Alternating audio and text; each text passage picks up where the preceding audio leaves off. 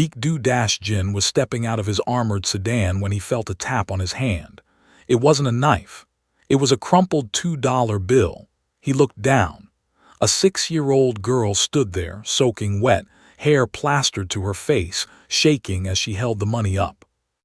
"Please," she whispered, "it's all I have." His bodyguards lunged forward instantly, but Baek raised a hand, freezing them in place. He did something he never did. He crouched down on the wet pavement, ruining his suit to look her in the eye. "What do you want, kid?" he asked quietly. She swallowed hard, tears mixing with the rain. "My sister said you're the devil who punishes bad men." She pushed the damp bill into his hand. "I want to hire you to bring her back." Baek looked at the money, then at the bruises on her knuckles. He slowly closed his hand around the $2. "Consider me hired. Stay with me until the end, because the war this man started for $2 didn't just shock the city, it burned it to the ground." Before we begin, don't forget to like this video, hit subscribe and comment where you're watching from. The rain in the city didn't wash away the grime. It just made the neon lights bleed across the asphalt like watercolor on a dark canvas. But for Baek Doo-jin, the weather was irrelevant. He existed in a world temperature-controlled by wealth and insulated by absolute power. He stepped out of the heavy, gilded doors of the Golden Lotus, his private fortress in the heart of the district. The moment his Italian leather shoes touched the wet pavement, the chaotic noise of the street seemed to strangle itself into silence. That was the effect Baek had on the world. He was the Shadow King, and in his presence, even the city held its breath. He cut a figure of immense, disciplined precision. His bespoke charcoal suit fit him like a second skin, tailored to the millimeter to hide the lethality of the body beneath it. His shirt was a crisp, blinding white, contrasting sharply with the dark tie knotted with mathematical perfection. His hair was slicked back, severe and immaculate, revealing a face defined by sharp jawlines and eyes that saw everything but revealed nothing. There wasn't a hair out of place, suggesting a man who controlled every aspect of his existence with terrifying rigidity. He did not walk alone. He moved within a living fortress. 6 men surrounded him, moving in a synchronized orbit. To the casual observer, they were indistinguishable from one another, hulking figures in black suits, their faces blank, their eyes hidden behind dark glasses even at night. They were the headless guards, a wall of muscle and violence that separated the emperor from the peasants. They didn't speak. They didn't need to.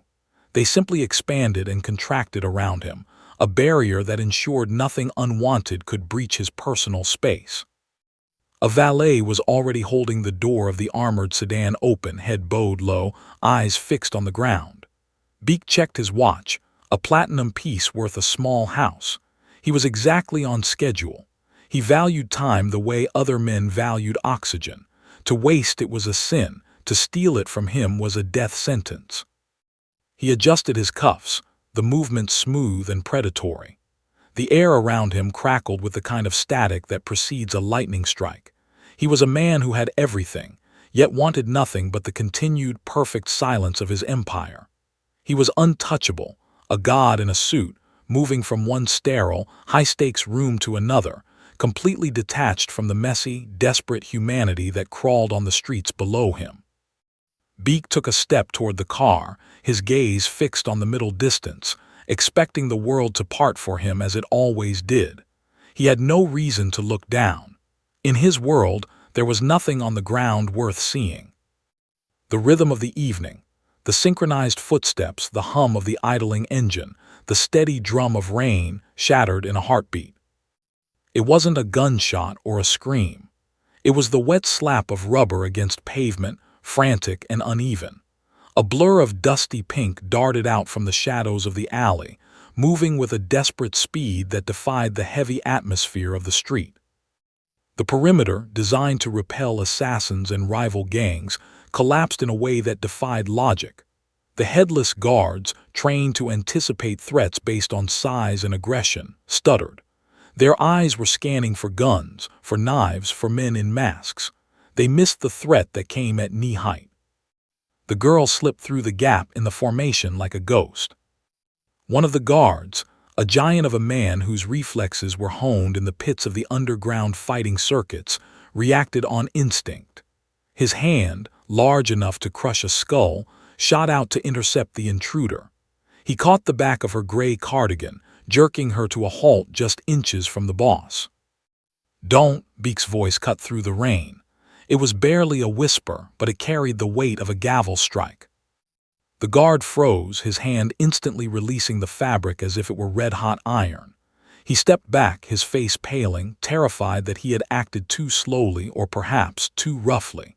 The security detail shifted uneasily, their hands hovering near their holsters, eyes darting around in a silent panic. They had failed. The perimeter had been breached. In their world, this was usually a fatal error. But Baek Doo-jin did not look at his men. He looked down. The visual dissonance was violent. Standing inches from his polished, Italian leather Oxfords, shoes that cost more than most families earned in a month, was a pair of cheap, battered sneakers. The pink Velcro was peeling back, caked in street mud, and the fabric at the toes was worn through to gray threads. Dirty water pooled around them, splashing onto the razor-sharp crease of Beek's charcoal trousers. It was a contamination of his perfect world, a stain on the canvas. The girl was trembling so hard her teeth chattered, the sound audible over the rain. She looked like a gust of wind could knock her over. Yet, she didn't retreat. She stood in the center of the wolves, small and fragile, staring up at the monster the entire city feared. Beek felt a flicker of something he hadn't felt in years. It wasn't anger. It was curiosity. The audacity of it, the sheer, impossible madness of this tiny, broken creature breaking into his orbit, sparked a light in his cold, dead eyes. He didn't signal for her removal. He simply watched, waiting to see if she would break or if she would speak. "Speak," Beek said. The command was soft, but it cut through the sound of the falling rain like a razor. The little girl flinched, her shoulders hunching up as if she expected a blow. She didn't look like she belonged anywhere near the neon glow of the Golden Lotus. She belonged in a warm bed or a classroom, not shivering on the asphalt of the underworld. She took a ragged breath, the air hitching in her chest. "My sister," she choked out. Her voice was thin, threatening to break under the weight of her terror. "They took her. The bad men came while we were eating." Beek's expression didn't shift. He remained a statue carved from ice and charcoal wool. "Who took her?" "The men with the black snakes on their necks," she whispered, her eyes darting to the headless guards as if she saw the same monsters in them. They said our daddy owed them money, but daddy is gone, and mama is gone." Beek's eyes narrowed by a fraction of a millimeter. The black vipers, low-level scavengers who fed on the weak. They had no honor, no code. They were a sickness in his city, a chaotic element he had tolerated only because they stayed in the gutters. Now, it seemed, they were dragging children into their filth. "She hid me," the girl continued, tears spilling hot and fast down her cold cheeks. "Chloe put me in the closet. She told me to be quiet. She told me not to come out until the screaming stopped." The guards around Beek shifted uncomfortably. Even monsters had limits, and the image of a child listening to her sister being dragged away struck a chord that vibrated even through their hardened armor. "She told me to run," the girl said, her voice gaining a sudden fierce strength. "She told me to find the King of Shadows." She took a step closer, her muddy sneaker landing inches from Beek's expensive Oxford. She looked up, craning her neck to meet his gaze. The fear was still there, but beneath it was something else, a desperate, terrifying hope. "Chloe told me stories at night," she whispered. "She said there is a man who lives in the Golden House. She said he isn't a hero."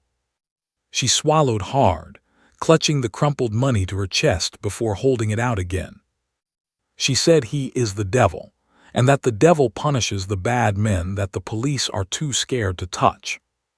The silence that followed was absolute. The rain seemed to stop. The city lights seemed to dim.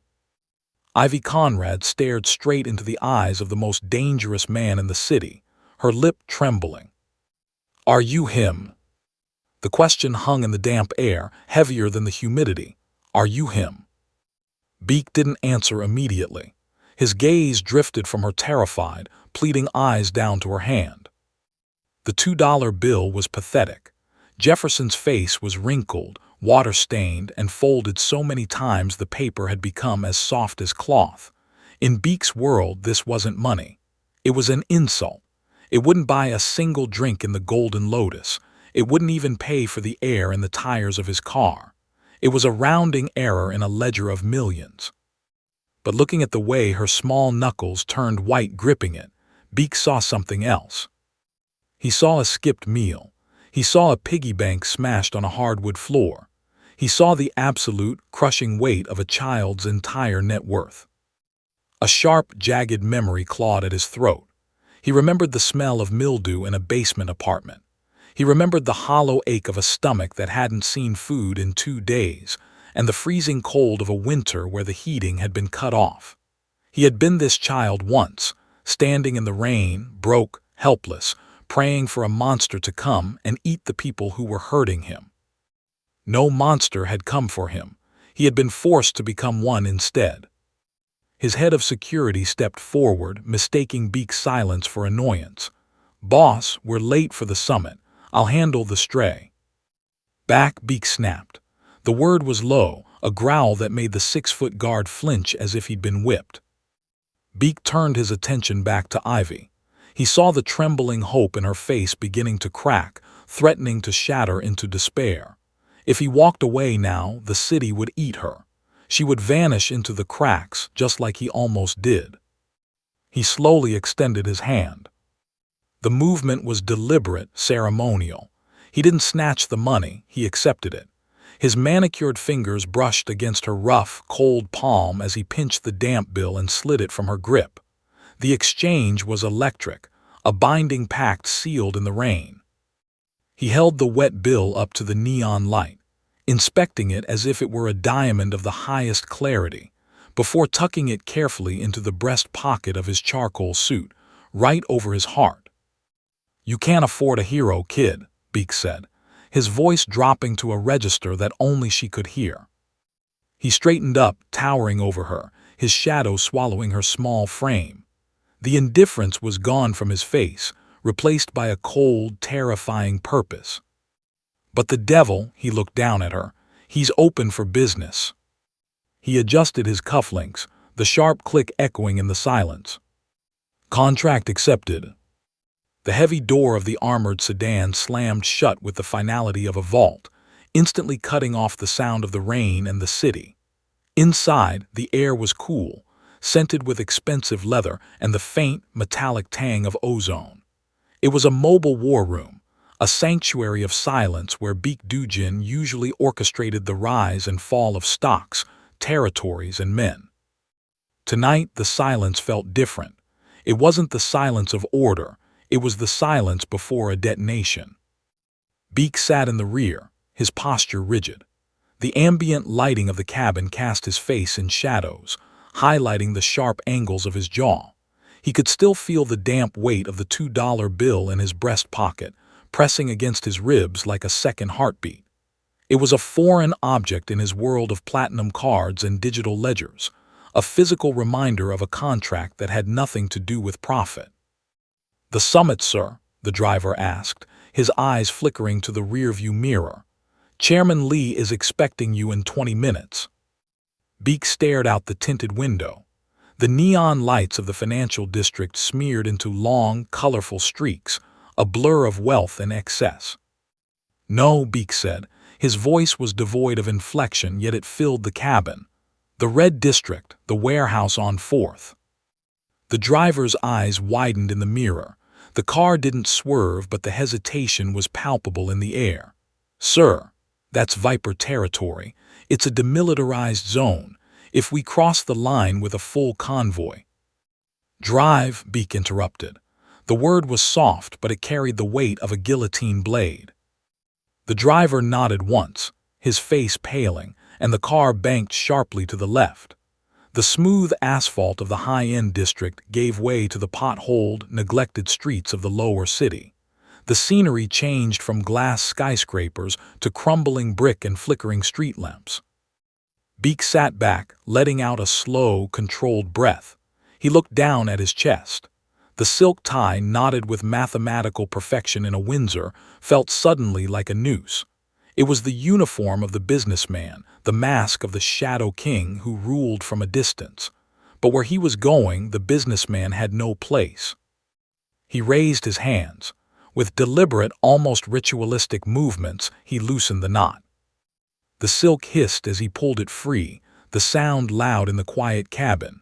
He unbuttoned the top button of his starch-stiff collar, exposing the hollow of his throat. He folded the tie neatly and placed it on the empty leather seat beside him. It was a shedding of skin.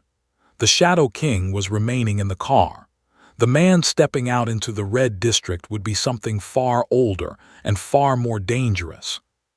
He checked his cufflinks, rolled his neck once to the side with a sickening crack, and watched the darkness of the slums rise up to meet him. The warehouse on 4th Street smelled of stale beer, motor oil, and dried blood, the perfume of the desperate. It was a cavernous, rotting structure where the city's unwanted things were stored, broken, or sold. The heavy corrugated metal doors groaned as Baek Doo-jin pushed them open. He didn't kick them down. He didn't sneak in through a window. He simply walked in through the front entrance, his silhouette framed by the flickering orange streetlights behind him. Inside, the air was thick with smoke. The hum of conversation died instantly, replaced by the scraping of chairs and the metallic click of weapons being drawn. In the center of the concrete floor, under the buzz of dying halogen bulbs, the Black Vipers were holding court. They were a pack of hyenas, men with shaved heads, dirty tank tops, and the signature black snake tattoos curling up their necks. They sat on crates and rusted oil drums, surrounding a pile of cash and contraband. There were 20 of them. Baek counted them in a single, sweeping glance. 20 men armed with pipes, chains, and mismatched pistols. Baek walked into the light, his footsteps echoing with an unnatural calmness. Without his tie, with his collar unbuttoned, he still looked like a creature from another planet. His charcoal suit absorbed the grime of the room, remaining stark and commanding against the backdrop of rust. A low, wheezing laugh broke the silence. The leader of the Vipers, a man with a jagged scar running through his eyebrow and a gold chain thick enough to anchor a boat, stepped forward. He looked Baek up and down, his eyes lingering on the platinum watch and the expensive cut of the suit. He grinned, revealing yellow teeth. "Look at this," the leader sneered, spreading his arms wide to his crew. "Did the GPS break on your limo, rich boy? You're a long way from the country club." A ripple of laughter went through the room. It was a cruel, mocking sound. To them, Baek wasn't a threat. He was a wallet with legs. They saw a businessman who had taken a wrong turn, a soft executive who had never held anything heavier than a fountain pen. "You lost," one of the younger Vipers jeered, swinging a lead pipe against his palm. "Or are you here to buy something?" Baek stopped 10 feet from the leader. He didn't flinch at the weapons. He didn't look at the exits. He stood with his hands loosely at his sides, his face a mask of bored indifference. "I'm here for a pickup," Baek said. His voice was quiet, civil, as if he were ordering coffee. "A girl, taken 3 days ago, Chloe Conrad." The leader's grin widened, but his eyes went cold. "Chloe, she's merchandise suit, and she's already sold, but since you're here—" He pulled a serrated knife from his belt. "Why don't we discuss the donation you're about to make to the Vipers?" The men closed the circle, cutting off Baek's retreat. They laughed again, confident in their numbers, confident that 20 wolves could easily tear apart one stray sheep. They didn't realize the sheep was a wolf in disguise, and they certainly didn't know he was starving. The laughter of the Vipers died down, replaced by a confused murmur as Baek Doo-jin slowly raised his left wrist. He wasn't reaching for a weapon. He was checking the time. The platinum bezel of his watch caught the flickering halogen light. It was a Patek Philippe, worth more than the entire warehouse and everything inside it. He studied the dial with the same detached focus he had used to inspect the $2 bill. "It's 10:42, Baek said, his voice cutting through the smoky air. He adjusted his cuff, ensuring the metal didn't catch on the fabric. "I have a client waiting. She's 6 years old and she's already been waiting 3 days. He looked up, his eyes locking onto the leader with the scar. "I don't like keeping clients waiting." The leader sneered, sensing the insult. "Get him," he roared, swinging the serrated knife in a clumsy, vicious arc toward Baek's throat. The movement was slow. To Baek, it looked like it was happening underwater. Baek didn't step back, he stepped in. His hand shot out, not in a fist but open-palmed, catching the leader's wrist with the precision of a striking cobra. There was a sickening snap as he twisted the joint backward. The knife clattered to the concrete. Before the leader could scream, Baek drove his elbow into the man's throat, silencing him instantly and sending him crashing into the oil drums behind him. The room exploded into chaos. The 19 other men surged forward, a wave of pipes and chains. Baek moved like smoke in a hurricane. He was a blur of charcoal wool and white cotton, ducking under a swinging lead pipe and driving his heel into a kneecap. He spun, using the momentum to backhand a charging attacker, the heavy platinum watch acting like brass knuckles, shattering the man's nose. It wasn't a brawl, it was an execution. It was swift, stylish, and terrifyingly brutal. Baek wasted no energy. Every movement had a purpose. He deflected a chain with his forearm and used it to entangle the attacker, jerking him into the path of another man's fist. He moved through the mob with a dancer's grace, his unbuttoned collar fluttering as he dismantled the gang piece by piece. Bones cracked, men groaned. Bodies hit the floor with wet thuds. Baek didn't sweat. He didn't grunt with effort. He simply dismantled them, his face remaining a mask of cold indifference. He was the Shadow King, and he was teaching the rats why they should have stayed in the dark. Within 90 seconds, the only thing standing in the center of the warehouse was Baek Doo-jin. He straightened his jacket, brushing a speck of dust from his lapel, while the groans of 20 broken men filled the silence around him. He checked his watch again, 10:44. "Right on schedule," he murmured. The silence that settled over the warehouse was heavier than the violence that had preceded it. The groans of the fallen vipers were merely background noise now, the whimpering of ghosts in a graveyard of their own making. Baek stepped over the unconscious body of the leader, his shoes making no sound on the concrete. He didn't look down. His business with them was concluded. The contract was only half fulfilled. At the far end of the facility, a heavy steel door stood reinforced with a rusted padlock. It was the only room that had remained sealed during the chaos. Baek didn't bother looking for a key on the bodies. He adjusted his stance, the movement fluid and precise, and drove the heel of his Oxford into the mechanism. Metal shrieked against metal, the sound echoing like a gunshot, and the door swung open, crashing against the interior wall. Light from the warehouse spilled into the small, windowless room, cutting a sharp rectangle into the darkness. In the corner, huddled behind a stack of stolen crates, was a girl. She looked older than Ivy, perhaps 10, but fear had made her small.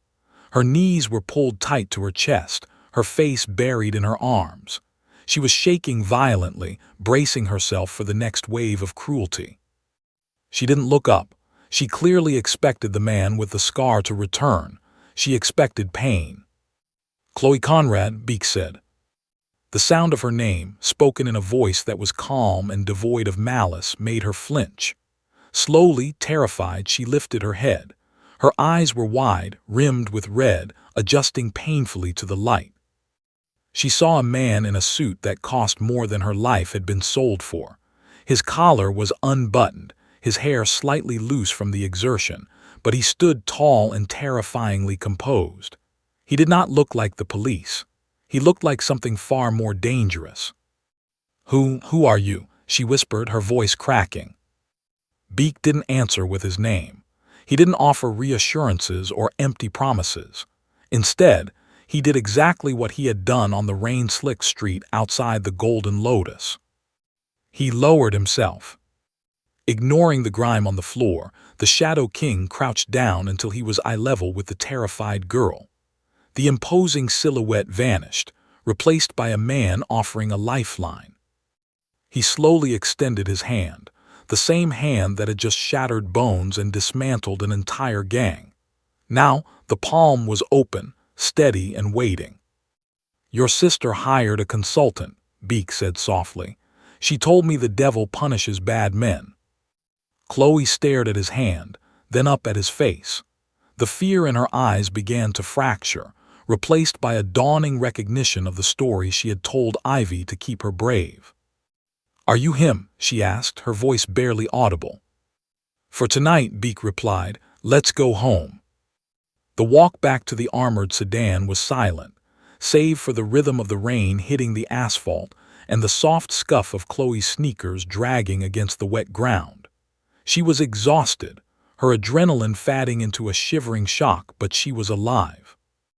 Beek walked a step behind her, a dark sentinel ensuring that the shadows of the warehouse didn't try to reclaim her. He didn't hold her hand. He wasn't a father, and he wasn't a comforter. He was the force of nature that had cleared the path. As they rounded the corner where the convoy waited, the rear door of the lead sedan flew open before the vehicle even came to a full stop. Ivy didn't wait for the guards. She didn't wait for permission. She launched herself out of the car, her small pink sneakers splashing into a puddle as she sprinted toward her sister. "Chloe!" The scream was raw, tearing through the heavy, humid air. Chloe's knees buckled, not from fear, but from relief. She dropped to the pavement just as Ivy collided with her. The impact was desperate and clumsy. Small arms wrapped around necks, faces buried in wet shoulders, and the sound of two sisters sobbing into each other's hair drowned out the distant sirens of the city. It was a messy, loud, and uncontrollably human moment. Beek stopped 10 feet away. He didn't step into their circle. He didn't offer a handkerchief or a word of wisdom. He simply stopped, becoming a statue in the rain once more. He looked down at his jacket. There was a speck of dust on the left lapel, a microscopic imperfection from the warehouse. With a slow, deliberate movement, he brushed it away. He adjusted his cuffs, shooting the white linen exactly a quarter-inch past the charcoal wool. He ran a hand over his slick-back hair, ensuring the severe, disciplined style had survived the violence intact. He was reassembling the armor. The Shadow King was returning, sealing away the man who had crouched on the pavement. He watched the girls for a moment longer, a tableau of pure, unfiltered love that he had bought for $2. His expression remained unreadable, his eyes dark and calm. He had walked through hell to bring them here, but he knew he didn't belong in their heaven. He turned to his head of security, who was watching the scene with a rare look of softness. "Eyes up," Beek commanded, his voice slicing through the sentimentality like a knife. "We are still in the open." The guard snapped to attention, the softness vanishing instantly. Beek buttoned his jacket, trapping the warmth and the humanity inside, leaving only the perfect, terrifying silhouette of the boss on the outside. He was perfect again, untouchable again, and alone again. The rain had finally slowed to a drizzle, leaving the city shimmering under a wet, glassy sheen. The reunion between the sisters had quieted into a tight, unbreakable embrace, the kind of silence that spoke louder than the violence Beek had just orchestrated. Baek Doo-jin cleared his throat. The sound was soft, but it was enough to make Ivy look up. Her eyes were red and swollen, but the terror that had defined her face an hour ago was gone, replaced by a fierce, overwhelming relief. Beek reached into his breast pocket.